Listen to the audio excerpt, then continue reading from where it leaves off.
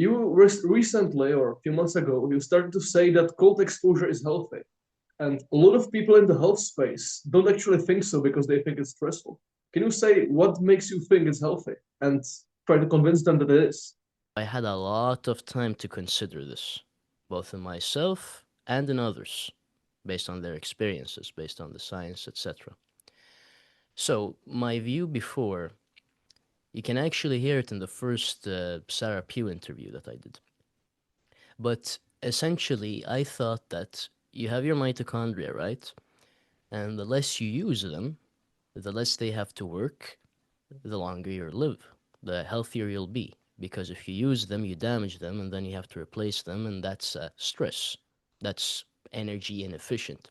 So then what happens in the cold? Okay, you go into the cold, and your mitochondria have to produce a lot more heat to keep you alive.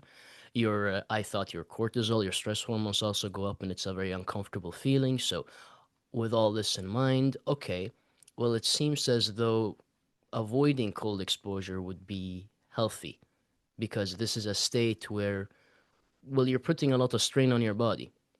Just like if a lion would be running after you and you'd have to hide all the time. Same thing. Actually, there's a huge difference. So you have to look into the mitochondria a bit more to realize why cold exposure is healthy. First of all, they emit light. Okay, and this is the absolute biggest argument for cold exposure. It's actually 1,000% essential during winter. Or whenever there's no sun, and the reason is because you have to understand the effect that light has on water. Water is what creates the battery in the body in a living organism. It is where the energy is stored. Light hits water and energizes the water. That's how, photosynthesis works. Not only that, the water in the cell, the cytoplasm, directly gets energized by the sun, by light. Gerald Pollack has proved this.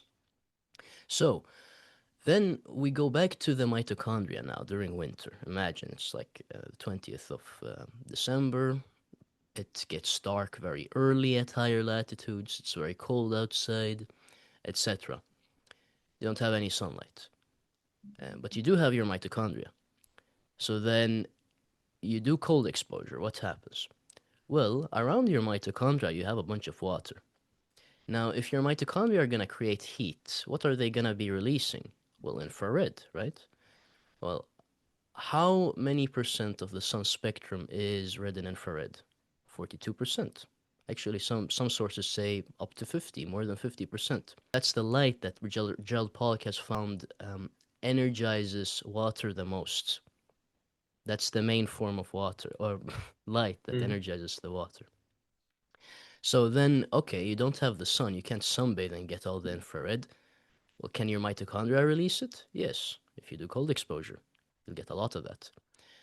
Now, you still have the UV missing. UV and infrared are the two most important forms of light that we get from the sun.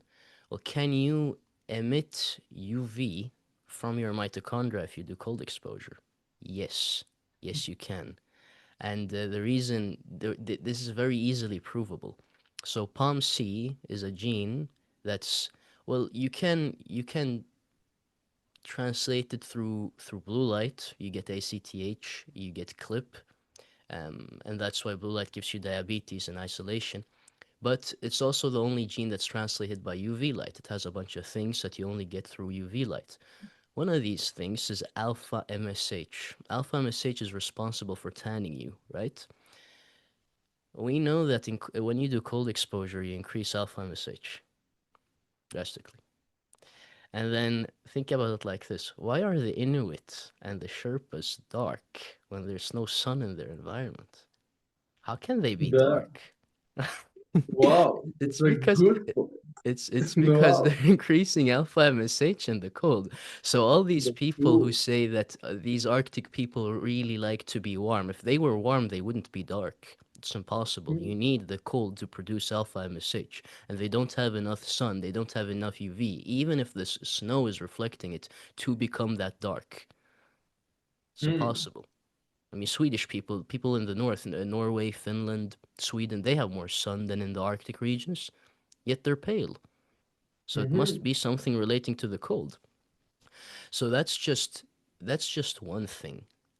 The way you get UV and infrared is from cold exposure during winter. Um, and again, that's why I see it as the sun. Cold exposure and the sun are sort of the same to me.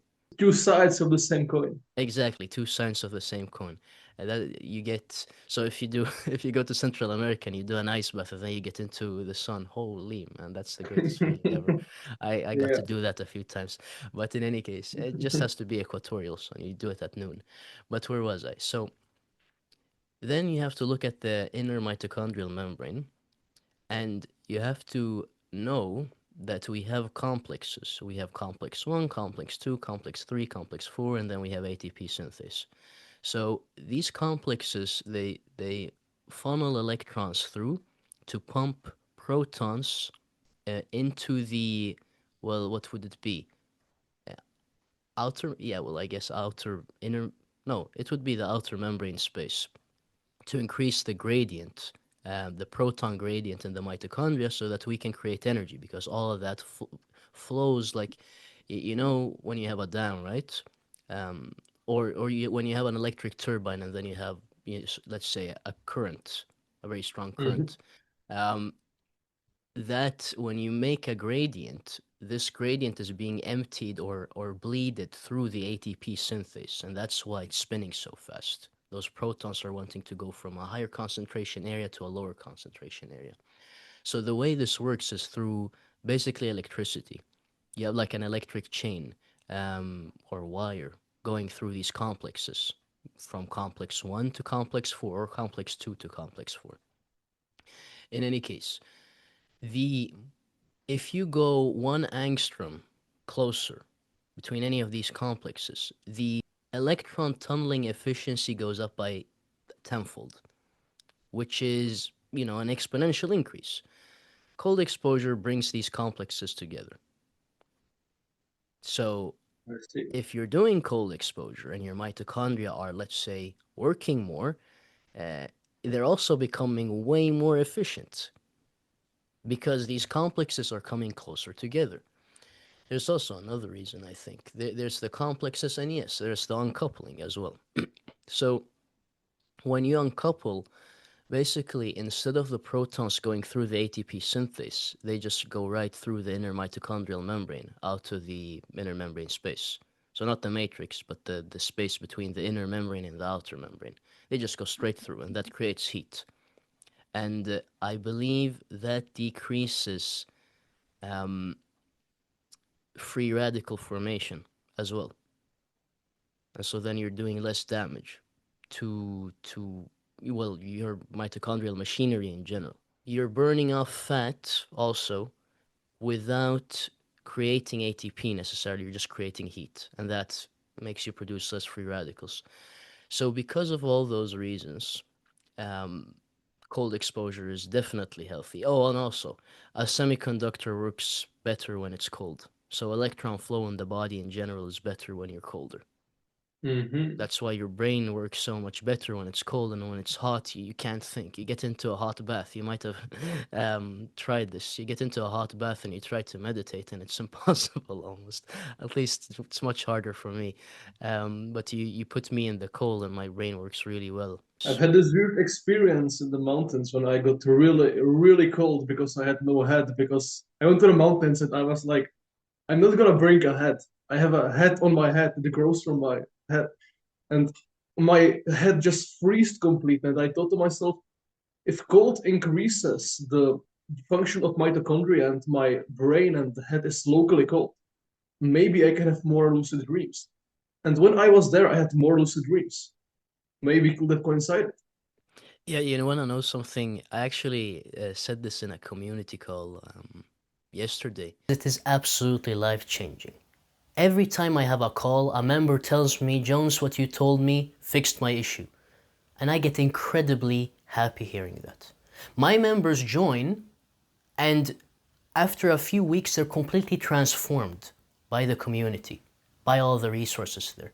Buy what I tell them in the calls. Buy the recorded calls. We have over 48 recorded calls now. I believe the community is the absolute best resource for becoming healthy in the world right now. If you're like me, if you're like my members, if in your heart you really care about health, then the community welcomes you with open arms. I'd love to see you there. Click the first link in the description, sign up for school, and join the community. I promise you that you'll love it. Cruz says that if your redox is, or if you're dreaming a lot, that's a sign of high redox. So then cold Hmm. exposure, what does it do? The infrared is emitted. Uh, water surrounds your mitochondria, so that's emitted into the water. So that increases your redox. Because again, you're charge separating more water because of the infrared your mitochondria are releasing. And so then you were dreaming more and you were doing more cold exposure, which means your redox went up. And you dreaming more was a sign of that. That's what I Cool. think. Well, now that you put this up, actually, then I know this one breathing exercise, which actually makes you pass out for a few seconds. And when you do it like three times in a row, then you will have way more vivid dreams, like tenfold strong than you usually do. And basically, you breathe in very aggressively, like 10 times. Then you hold your breath and you try to basically push the blood into your stomach and your brain, and then you pass out because you have too much oxygen in your blood or something. You're And talking you about have the more Wim Hof dreams. method? What? Are you talking about It's the not the Wim Hof method. That's something different because in the Wim Hof method, you hold your breath for like a minute or more. But in this, it's like Wim Hof, but you take 10 breaths instead of 30. And then you squeeze specific muscles in your head, in your perineum, and in your stomach. And then you literally pass out within like 2 seconds of holding your breath. And after that, you have way more dreams. Would that mean that in some way this could increase your redux? I have no idea, my friend. I have no idea. I don't Okay. know what the mechanism is there, to be honest with you. But I will say that anything that involves, um, well, I think it's the Bohr effect, that's what they call it. Anything that involves increasing oxygen levels and depleting CO2 is a bad idea.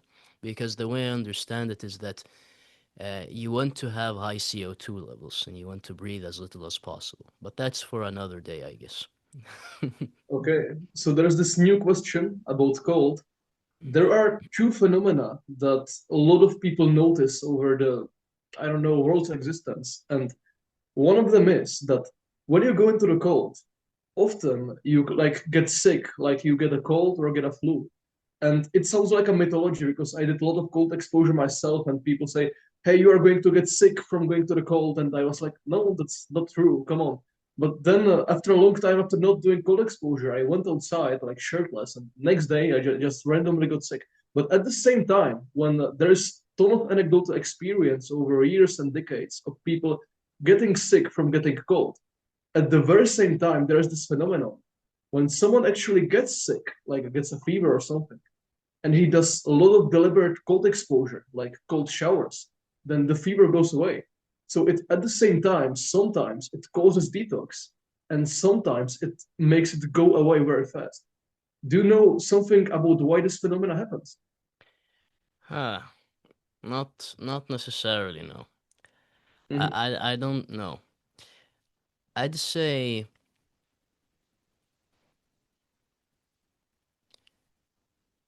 no, but that contradicts itself. I was gonna I know say exactly. yeah.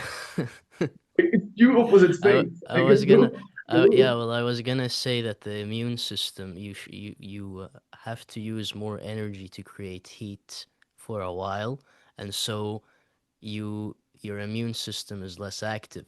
But that Mm. doesn't make any sense if you view it from a detoxification standpoint and also from a redox standpoint. I'm not sure why that would. Well, what we do know is that it doesn't happen to us. Maybe it did happen to you after a long period of not doing cold exposure, but to me, Mhm. it has never happened ever. Um, During the entire time I've done cold exposure, which was a long period 5 years ago, and then now ever since summer last year. Never ever happened to me. but it does happen to other people. And I'm not sure why they would necessarily get sick, but it is true that they're definitely not used to it. So Mm-hmm. it's definitely some form of stress to them. And what I think happens is that something in their body gets upregulated, and this thing triggers whatever they're gonna experience the next day. Mm-hmm. That's what I think, but I can't pinpoint what that necessarily is. I know the I mean, you drastically lower inflammation, you remove the cytokines as well. That must have a cascade of you lower. Oh, let me say this, just because it popped up. Interleukin 6 is this inflammatory cytokine, right?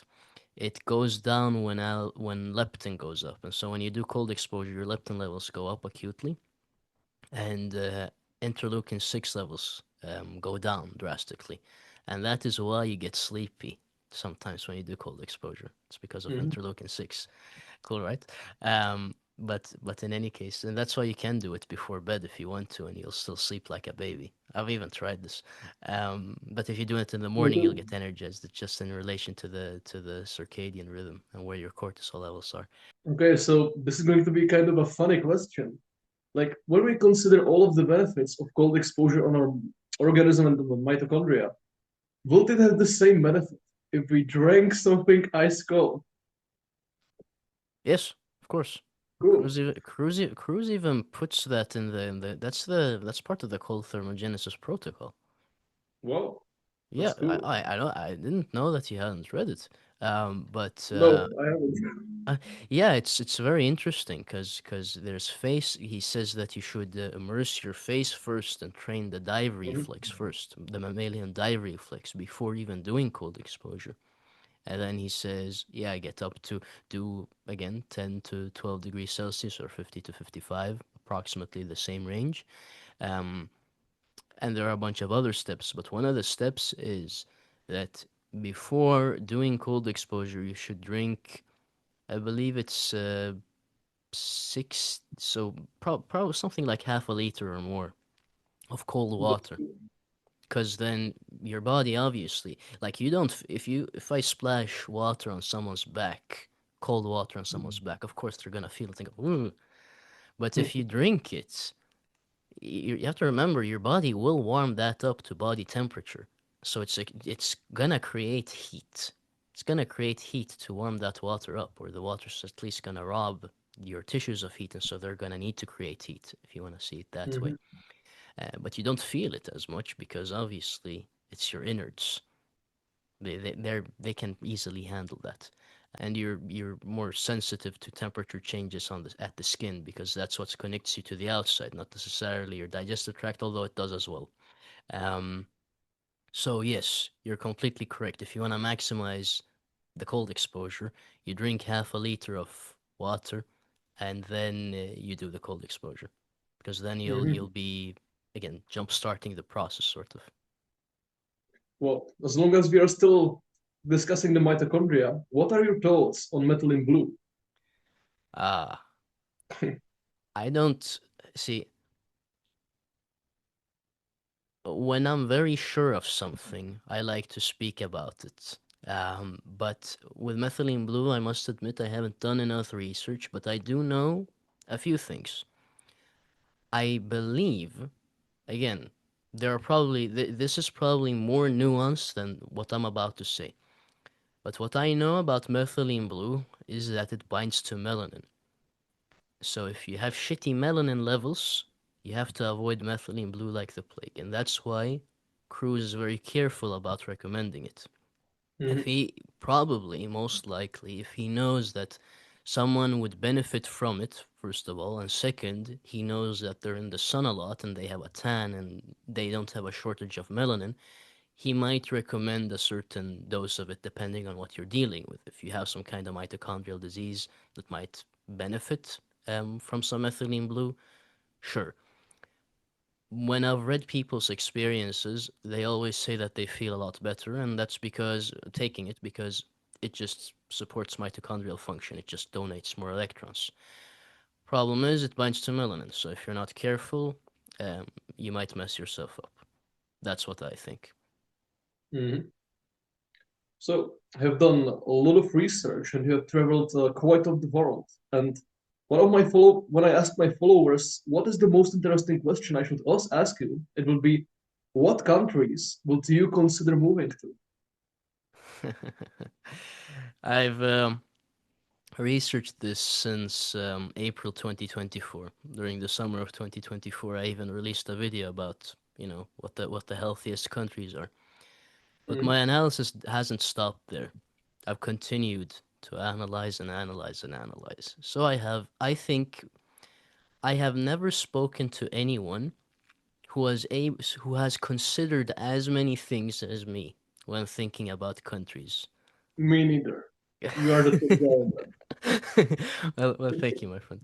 Um, in any like pesticide usage, who the hell knows that Laos No has very low pesticide usage in Southeast Asia? In any case, I've I'd say one of the best countries in the world is Bhutan because of the low pesticide usage, because it's super safe, because the nature is quite untouched. The only problem would be its location, probably the altitude in many areas, but Bhutan would probably be, if you can get in there, one of the best places in the world to live because the air and the water are super clean over there. one. Could I live in Costa Rica? I think so, yes, but probably at an altitude that's like 1,500 meters up, something like that, because it's just so hot there. I Mhm. was there for a few days, and even in the well, they call it lowland jungle, but this was probably 800 to 1,000 meters up. It was still really, really hot. And if you go down to the coast, yeah, it's still hot. And you might, but also the problem is that I went there with a shit ton of brown fat because of all the cold exposure. Again, I was very cold adapted, and then suddenly my body finds itself in Costa Rica, and so it its pants. But in any case, so Costa Rica, I think I could definitely live because in all of Latin America, they have some of the cleanest air, cleanest streets, and cleanest water as well. It's a very clean country, and it's in the tropics, and the food access was great. Prices weren't too bad, to be honest with you. If you want the healthy stuff, it's cheaper than El Salvador, Mhm. Well, I definitely. was going to ask you about Costa Rica, and now when you went to El Salvador, what were your experiences with El Salvador?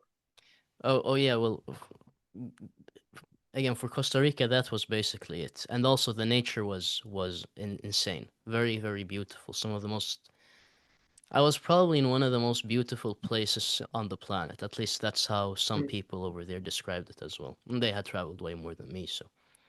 In any case, with El Salvador, I must say the absolute most wonderful thing over there was the community.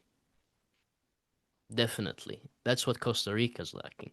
That's why if you were to choose El Salvador, you would choose it for the community.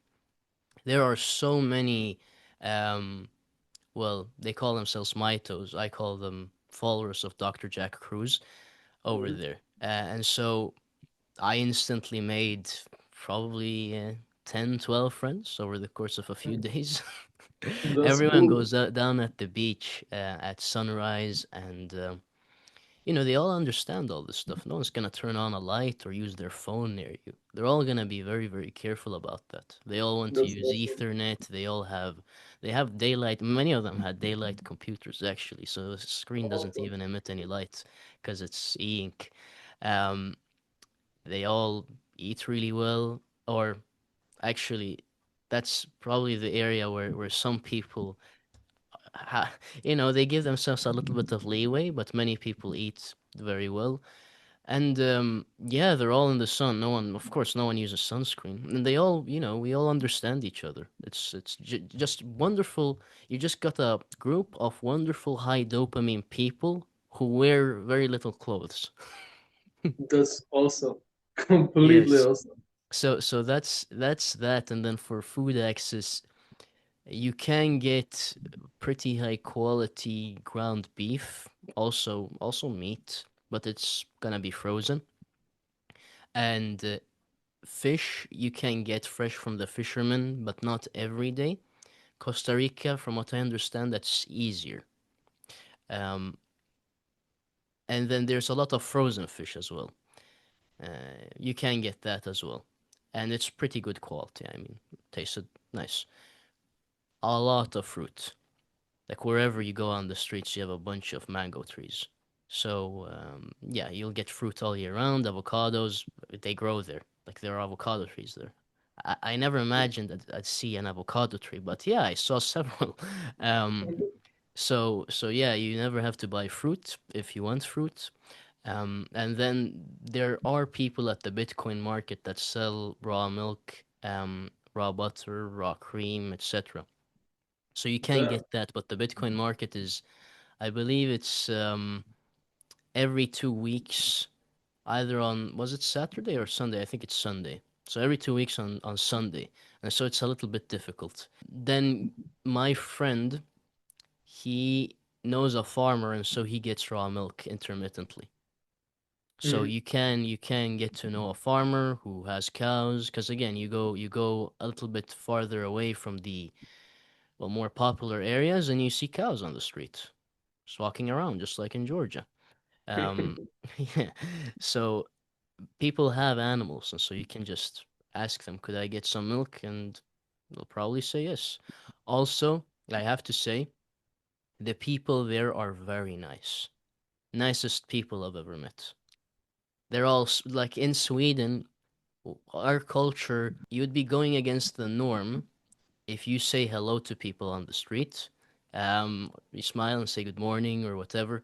In El Salvador, every single person who walked past me, almost, in the area I was staying at, I smiled and said good morning, and they did the same. And that's what they do over there. I even observed them. It wasn't me being weird. They do that as well. That's Salvadoran awesome. to Salvadoran. Um, and I think Costa Ricans are a little bit colder, a little bit colder. Salvadorans are a bit warmer, in my opinion. But again, I'm not. I mean, there are people who won't smile at you in El Salvador, and there are people who are super warm in Costa Rica as well. It all depends on the person in front of you. But as a general pattern, this is what I saw as well. And so there are people who say that, oh, you need to go to a country where the people, where they accept you, where you're sort of a part of the community. Yeah, I mean, they're gonna accept you in Latin America, or at least in Mm. those countries. They're very nice. And what I've noticed as well is the higher the UV, the nicer the people are. Why do Thai Mm. people smile a bunch? Oh, well, look at their latitude. Isn't it Yeah, 16 north? Something like that? Yeah, shit ton of UV. they're high of Pomsi. Yeah, yeah, exactly. Yeah, Yeah. yeah, yeah. Uh, So, and I must say, I mean, so you get really, really happy being in a high UV environment. You feel very satisfied with life. It's way easier to be calmer. Although I will say that one disadvantage of the tropics is if you're someone who likes to read and work a lot, when the weather is that good, you don't want to be inside doing stuff. While here, I mean, currently it's cloudy and raining, so then I'm way more likely to spend um, a bunch of time with a book or on the computer reading some article or whatever. Well, there again, you're gonna get less work done. That's the way it is. Also, the brain works better here as well. And I think that's why I I heard once a few years ago that the most amount of books are written and published in Iceland. mm, Yes. makes sense. And that checks out. Yeah, I experienced this myself a bit. I had this cold calling sales job, and I got it in the winter. And it wasn't even tropical sun outside. It just started to be the spring, and there was the slightest amount of clear sky and the sun outside. And I was inside calling, and I was when the sun came out for the first 2 days, I quit my job to find a job on a farm because I couldn't be inside. When I see clear sky outside, that's just slavery to me. Literally quit my job and changed my life's trajectory only because of my addiction to sunlight. Well, that's how it is, really. I mean, even people in my community, um, when they've all looked for outside jobs, the young people, they've looked for Yeah, jobs where they can be, let's say, a waiter or a waitress in a restaurant that's outdoors, sort of near the yeah, coast, that's a for great one. example, or for example, being a what's it called, a summer camp leader, where you're gonna be That's outside all day. really good for someone who's struggling to find a job outside because I was that guy. I just couldn't find a job outside. What's the single best thing which I did, which gave me ton of results? Is take a good photo of you when you are smiling and you look like presentable and charismatic.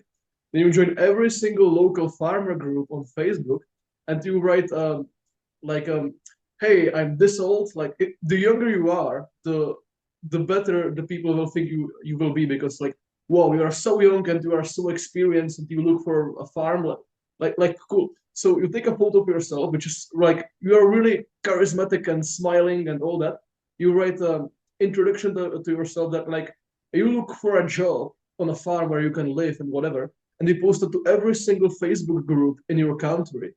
That and people will usually text you back like I did this. I threw it into like 20 Czech Facebook groups, and I got response from like 50 farms, and then I could pick.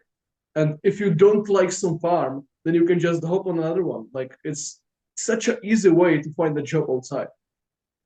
Thank you for sharing that. That's very, very helpful. And also, I mean, in terms of working on a farm, usually if you're big and strong, it's an advantage. I hope you wrote your height and weight. And Exactly. I did that. I did that. they're Yeah, gonna, they're all gonna message you if you do that, my yeah. friend. Yeah, I did that. It was very told that it's going to be hard. I didn't think of that. Like, oh yeah, some people aren't 6'5" and over 200 pounds. Maybe they shouldn't try to work on a farm. I don't know. Aren't you 6'7"? No, 6'6". 6'6". Oh well, yeah. Not six Again, foot five. 6'6", just so everybody knows. Yeah, yeah. We're talking to a So giant. another question: when we are still other countries, then there is this hotspot of a country which is really popular among people who, the same way that El Salvador is very popular among quantum biologists. Bali seems to be very like favorite among people who eat raw meat and among people who are interested in health in general. What are your thoughts on Bali? I think I would avoid it. What I'd do is, if you like Indonesia, you'd go to some place that is like Bali that no one knows about. Okay, the Mm, problem with Bali is they probably have 5G over there. They probably have a bunch of cell towers. They probably built out the infrastructure to accommodate tourists. mhm, So because of that, you'd have to be sort of 10, 15 kilometers away from Bali, get an accommodation there, and then not spend too much time in the center of Bali. Or you just find a place that is also really nice, that people are talking about on the internet, perhaps, because otherwise maybe it isn't as good, and that not too many people know about. And that's what you'd do instead if you went to Indonesia. That's what I would say about that. when we went to the tropics, then you of course ate locally. So when you were in Sweden, you ate mostly meat and fat, and you had mostly ketogenic diet, which was in accordance with your natural environment. And then you moved to the tropics and you started to eat fruit. And I would like to ask you if you noticed any differences, like in weight gain or energy, or either like similar related to change in diet. Like when you incorporated fruit according to being in the tropics, and then of course you are going to feel different because you're going to have way more UV light. But were there any differences which you could say, okay, this changed with the diet change? It's hard to say. I think because of the heat, I don't feel like my cardiovascular system was as efficient in the first few weeks. I must say that including fruit did help with that. Can't necessarily say why, but it did. It helped with the adaptation. It just felt um whenever I was ketogenic, I felt more tired over there. Mm-hmm. And I feel like um Me using complex 2 instead of complex 1. So for anyone who doesn't know, when you're eating a bunch of fat, you're using complex 2 in the mitochondria. When you're eating a bunch of carbohydrates, you're using complex 1. And then from complex 1, if it enters there, it goes directly to complex 3. If it enters into complex 2, it skips complex 1 and it goes to complex 3. I feel like complex 2 is basically coupled to cold. So if it's not cold and I'm doing keto or zero carb, for some reason I'm just not effective. Again, cold adapted, then I went to the heat, didn't work. So then I included carbohydrates, and since I'm metabolically flexible still, even though I've been doing zero carb for several months because of the winter, um, I felt better. I know I felt better. I got more energy by including carbohydrates over there. It just felt appropriate, intuitively speaking. If I can't fully explain it, I guess it's because, yeah, of course, the UV, less cold. You can't utilize the fat as much because you're not in need of creating heat. So then you're eating the fat and it's sort of just not doing what it usually does. So then including the carbohydrates, I guess, bypassed that entire problem because then, those are not carbs aren't necessarily coupled to creating heat like fat is. And so, yeah, I got more energy. I felt like I could sleep better. Um, my cardiovascular system worked better. Because otherwise, the diet was mostly the same. That's the thing. No, but the diet didn't matter too much, to be honest with you. Okay, so now when we are at the diet, what would you say to someone who is like young and very skinny and really wants to gain weight because he has trouble gaining weight? What would you advise to someone who wants to gain weight? Okay, but here's the thing. Are they in Canada or are they in Costa Rica? Yeah, That's the that's like problem. let's There's say a Actually, this brings us to a big problem. Someone says, "Oh, I'd like to gain weight. I'd like to lose weight. I'd like to do this. I'd like to do that. Should I eat this? Should I eat that?" If I have no idea about your environment, I can't give you any advice. It's impossible because I don't know what foods you have access to. Someone in, let's say, northern, well, let's say Alaska, and then Nunavut, they're gonna have access to different foods. And if you live in some one town in Alaska and not the other town, you might have access to this thing and not that thing. And of course, your food access determines what you're gonna be eating, in modern society at least. We'd have to sort of create an environment for this person. So, well, let's say you're in Costa Rica, for example. There it would be very easy.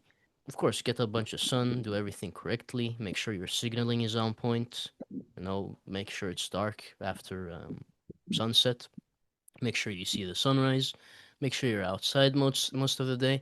You have to have the fundamentals down. Uh, and then after that, I would just do an animal based diet, probably with a lot of fat, a lot of protein, and a lot of carbohydrates as well. That's really what I do. yeah, this your reasoning is just much better than eat this, do that. Like the way of details you can get into that's like great. That's just educated health practitioner. Like that you look at the whole picture. You don't say drink raw milk and eat food. You say, hey, where you are living, what is your access? Do you have the fundamentals down? Like you look at the whole picture. You don't just say eat this. Yeah, well, That that's the thing. I mean, that also comes from having done a bunch of having had a bunch of clients. You realize that your job isn't to use your knowledge. Your job is to use your knowledge in a confined space, which is the client's environment. They might be in Singapore. They might not have access to much. You have to look at that environment and go, okay, how do we optimize you there while you're there? That's what you have to do. So the job isn't easy. You have to know each environment, and you have to know what the person needs to do based on what they're dealing with. well, while we are still about eating and consuming stuff, then there's been this trend, or not trend, but it's gained a lot of popularity in the last, I don't know, few months about Darko and plasma. What do you think about drinking water diluted with 8 grams of sea salt per liter. 80 grams of sea salt. Actually, I'm not drinking plasma, but it's sort of similar. This is, well, reverse osmosis, unfortunately, but it's still better than fluoridated United States water. And then there's Celtic sea salt in it, but to taste. So it's not 9 grams per liter or anything like that. It's just to taste. And it's cold, and it's also vortexed. I vortex it manually in any case. And I didn't shine infrared light on this one, but I usually do on this batch. Um, so that's my water, by the way, if you're wondering. Uh, what I think is that the reason why it works is not because of detoxification. It's because people are dehydrated in modern society, and when you do the protocol, your body's naturally gonna see, okay, especially if you've come from the autogenous school where you haven't been drinking water, you're sort of gonna be water resistant. Your body's gonna go, okay, there's no water in the environment, we're getting H2O from all the food. Yeah, we don't want water. You don't get any water cravings usually, unless it's very hot. So then you slowly reintroduce water and your body goes, oh, there is water. Okay, fun. And so within the course of like a week, now you're drinking 2 liters of water a day. And so you're way more hydrated. Before you were chronically dehydrated, probably. I was, by the way, I was. Um, and now I'm not anymore. I actually have really good hydration status based on my last blood test. Um, and so you fix that and you feel a lot better because what did I tell you before? Again, there's a reason why Cruz says light water magnetism. Water is the battery. Water is what holds the energy.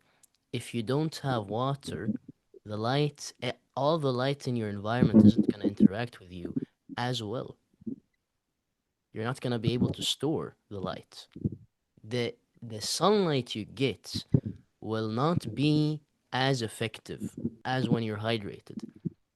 And that's because of the interaction between light and water. That relationship is crucial. Also, technically, the magnetic field as well, but in any case. So, I think there are particular people who will benefit a lot from it. And this is what you see. You see people who benefit a lot from it and love the protocol, and you see people who don't benefit a lot from it. They actually get severe symptoms. They get edema, they get really sick, diarrhea, they mess up their digestive tract. I've had these people. I've had these people in my community. They've tried it and they got messed up.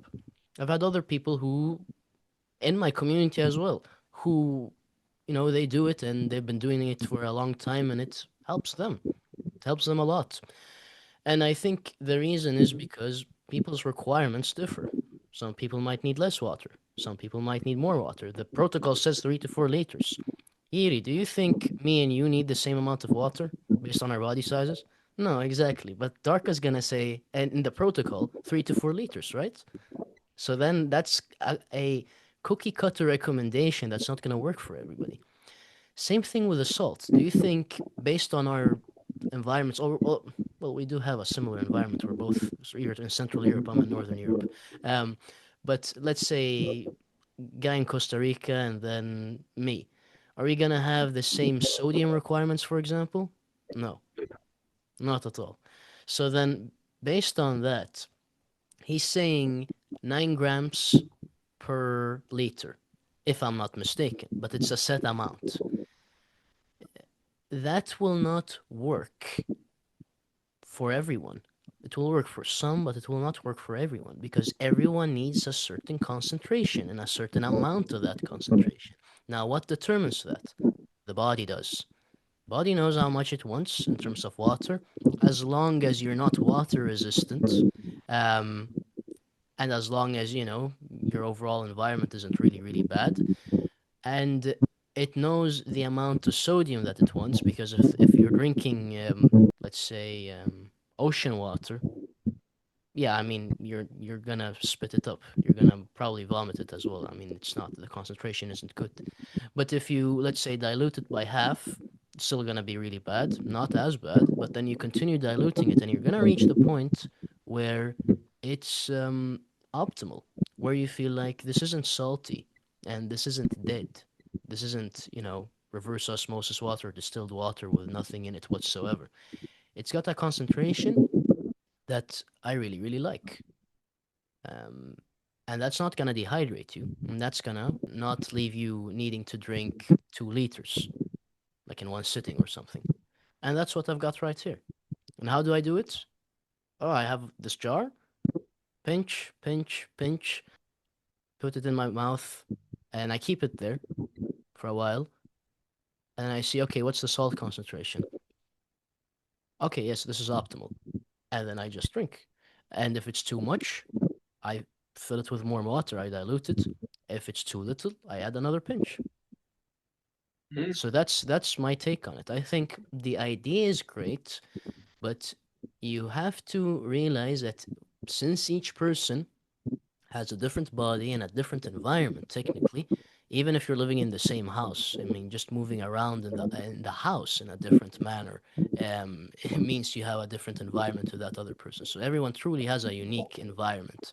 If you really want to be technical, that means that you're gonna have different requirements, and so you need to make sure that you meet those requirements not by cookie cutter recommendations, but by listening to what your mouth is actually telling you about the concentration you need and also the amount. mm.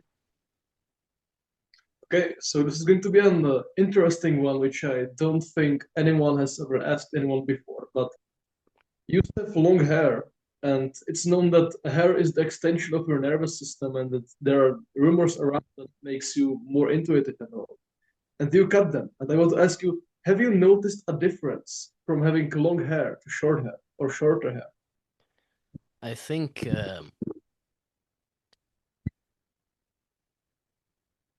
the yogis have this down perfectly. I think hair stores whatever energy you're exuding, let's say. So if if you've had past experiences that aren't very good, if you've lived in a way that's suboptimal, I think that hair will store it. And I think that's why people feel a great relief when they cut their hair because they're cutting out a lot of energy from the past. They're cutting out the past. I think that's why Buddhists and yogis, in the beginning stages of a yogi's journey, he shaves his head, from what I understand, beard as well, etc. It is only according to certain yogis, I guess. It is only when you reach the heights of, let's say, spiritual achievement, whatever that may mean, that you grow out your hair and your beard, because then all the information that's being stored in the hair and the beard is gonna be of the highest quality. So then you wouldn't, if they cut their hair, they will not feel a relief, I think. But people in modern society, because of all the overthinking, negativity, trauma, whatever it might be, when they cut their hair, they feel a relief. That's what I think. And I did feel like, yes, it was quite nice to shorten the hair. Hmm. So, what are your experiences with lucid dreaming? And since or with your different health practices, have you noticed the difference in the vividness and content of your dreams based on the things that you do to your health? Oh yeah, definitely in Central America. I mean, holy. After, and Dr. Sarah Pugh also noticed that once you've been in the sun a bunch and increase your redox, astronomically, yeah, your dreams get way better. But no, I mean, in terms of me noticing patterns in dreaming, like the only time I've observed more dreams, more vivid dreams, is one, if I'm actually focusing on wanting to lucid dream or anything like that, and two, when I went to Central America. Mm, Otherwise, it's been completely random. I did also notice that the only other thing is when I stumbled upon Eckhart Tolle. I read The Power of Now, and I got it. Like I was wiped. My it's sort of like my although the personality is it's constructed and it's changeable and so it doesn't inherently exist, but it's a way to it's helpful. It can be very helpful. That completely disappeared for a few months, 2 to 3 months. I noticed that I didn't dream as much then. I also ate less, but I noticed that I didn't dream, and I was just very, very, very inherently satisfied with every moment that passed. And I feel like there was so little drama, so little content, so little anything really, that no dreams were being generated because they're usually a reflection of what's going on in your life. Then when you lucid dream, you sort of take that ground and then you start to change it. So it's no longer a reflection of what was going on in your life because you took control of it. That's sort of all I've noticed, really, I must say. I haven't done specific things to dream more because it's never something I've thought about too much. For me, I'm actually more interested in the nature. Well, I am. The nature of reality is the same in a dream as well as in real life, but I feel like it's easier to investigate it here. Or actually, it's the same both in the dream and here, investigating it. So for me, I guess it doesn't matter to me where I'm investigating it, and so I don't place a lot of value on dreams in the same way. Mhm. Do you have any experiences with eating high meat or that is fermented meat, which is so fermented that the bacteria in it get too high? Actually, no, and that's because I haven't trusted a source enough to let the bacteria proliferate with whatever pollution there might be in there. Um, and so the longest I've gone is this was frozen liver, grass fed, and you know how you cut up liver and you put it in a bowl and then in the fridge and then you eat a little bit, every day, sort of. I was doing that with like a kilo of liver, put it in a bowl, but then as the days go on, of course, you're not freezing it. So it just got more green and brown, and you know how it is. And so the longest it went for, and this was 5 years ago, was a month, because I don't do this anymore. But again, a month, and I ate it. I ate quite a lot of it because I didn't want to waste it, and there was a lot left. So I'm guessing I ate 300, 350 grams, something like that. No effect. Same thing with Amelie. Maybe I need to do more, but when I discussed this with Amelie, she also got the same experience. Basically, that it's just like any other bacteria source. Doesn't necessarily get you high. Um, yeah, that's my experience. And I even heard from one interview with Natural Human Diet and Derek Nance, I think, that that the elites or some people in power probably eat the high meat and the high brain like in groups. Like when the normal people, like the peasants, go and they drink beer together or take drugs together, then the elites supposedly gather and they eat high meat together, which is a really interesting concept, which I would like to try with people, just eating high meat in a group. Yeah, I don't know. I don't know about high meat. They probably eat caviar with raw fish, and then some other very expensive animal. Yeah, and also foie gras, probably raw foie gras. That's what they eat, my friend. um, but yeah, some of them might eat high meat. Who knows? Oh, I'm not talking about the rich people. I'm talking about like the top of the society, which we don't even know about, like the people who are above the Jesuits and like the hidden hand completely. Yeah, I mean, even those people probably do that because when your heart is corrupted, you won't necessarily take care of your health like us. When your heart is in the right place, that's when you um again want to do good for yourself and the world. When you're a very evil person, you can see that written all over a face. Really, you can see you look at well, you know who RFK wrote a book about, right? I just don't want to mention too many names, but the initials are A and F. And when you look at that guy's face, you look at into his eyes. I mean, you can see evil. You can see the evil. Those kinds of people, they're not gonna do things like that. They actually destroy themselves.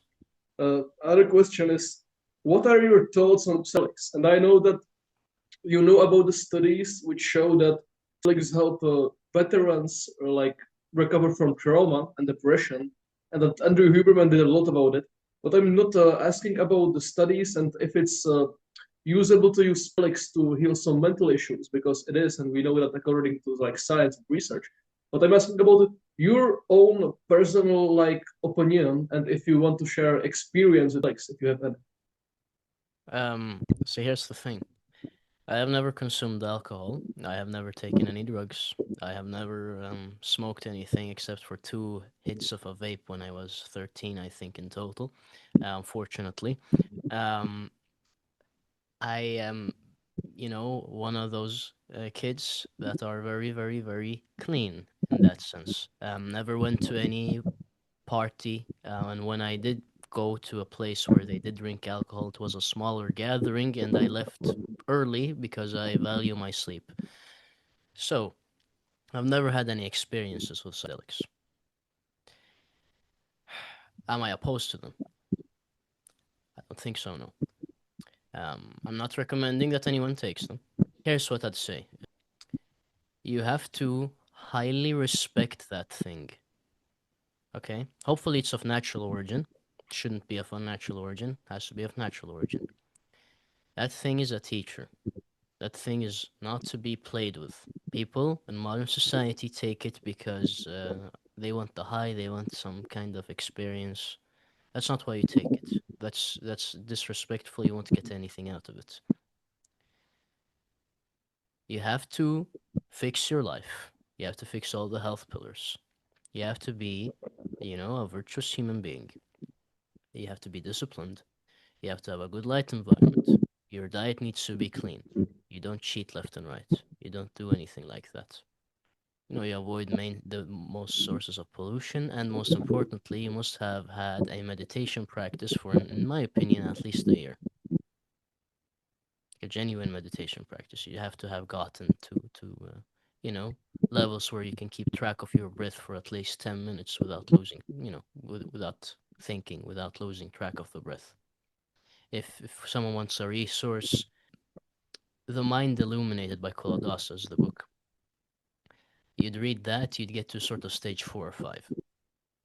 Then you could probably, after having done all that, use a like. Otherwise, um, it's sort of like giving a monkey an AK-47 and expecting it to contribute to the army. Such a good analogy. What do you think is the purpose of life?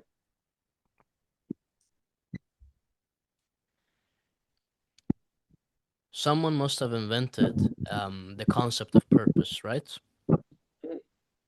So, was this a rhino, a monkey, or a human? Probably a human. Probably a human. How about meaning? Is that a concept that was invented by humans? Yeah. Yes. The domain that we call life itself, us having a life, us referring to a life, was that invented by humans or not? No. The concept itself was created by humans. A dog and a cat doesn't go around and thinks that it has a life. Wow. Yeah, that's It's true. just living from our perspective. So, all these domains have been created by us, and they pose this problem to us that is, okay, but what is then the purpose or meaning of life?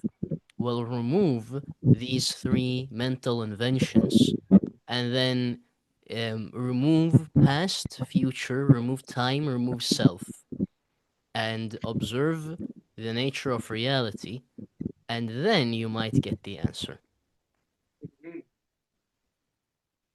But in terms of meaning and purpose, since they are human inventions, um, there is no such thing to Mm, life. There is no your life either. wow, destroyed. Play this notebook like 500 times. Like, wow. Yeah, it completely like 360 and then 108. Like, wow. I'm mind blown. That, okay, I'll so I'll give you a resource. Read the book I Am That by Nisargadatta Maharaj. I will, I am that. I will add that to my list. Oh, I have the question, which literally like only you and no one else in the world can answer. What is your favorite music and what is your favorite band?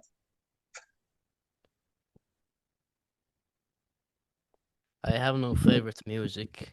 I have no favorite band. For me, it has never been about the artist. It has never been about the language. It has always been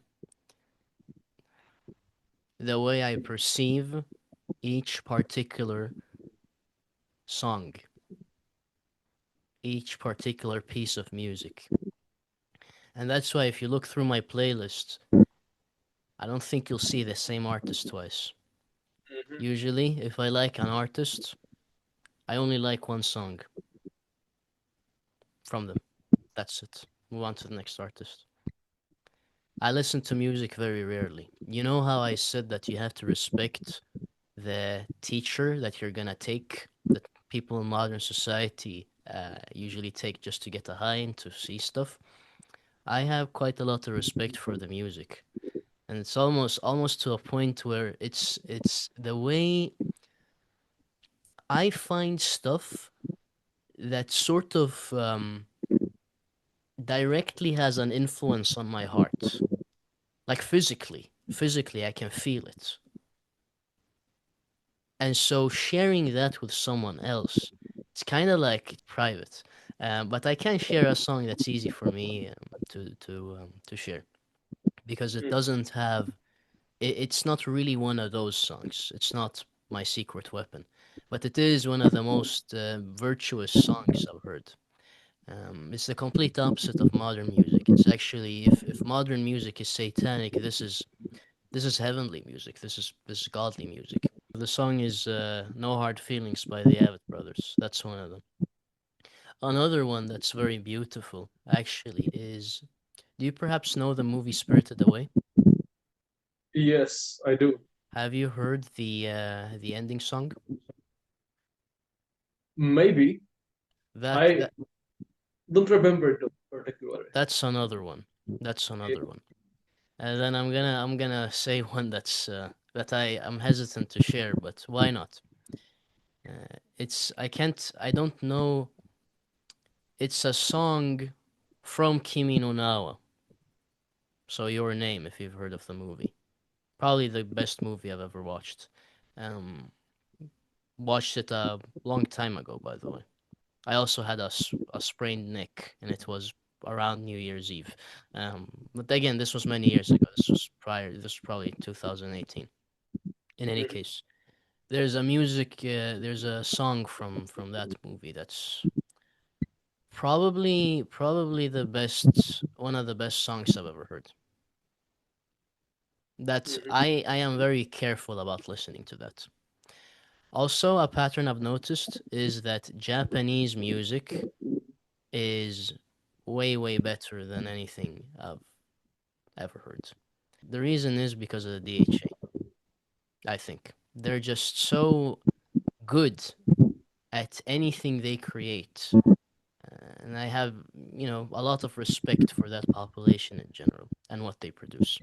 I'd just like to correct two mistakes. So the first one is that the proton travels from the intermembrane space through the inner mitochondrial membrane into the matrix. That is what uncoupling does. It allows these protons to not go through the ATP synthase, but they go straight through the membrane, and that creates heat. It doesn't create ATP though. That's what uncoupling proteins do. They allow the hydrogen to do that. Okay, that's one. Second, I believe that alpha MSH is the thing that lowers interleukin 6, not necessarily leptin. Although when you do cold exposure, you increase alpha MSH, ACTH, and also leptin acutely. And then if you're very cold adapted, you will have lower leptin levels. But right after cold exposure, your leptin levels go high. Don't forget to check out the community. It's the first link in the description. I really think it's valuable. I've put my good friend Yiri's channel in the description should you wish to check it out. Go and achieve excellent health. I know you can do it.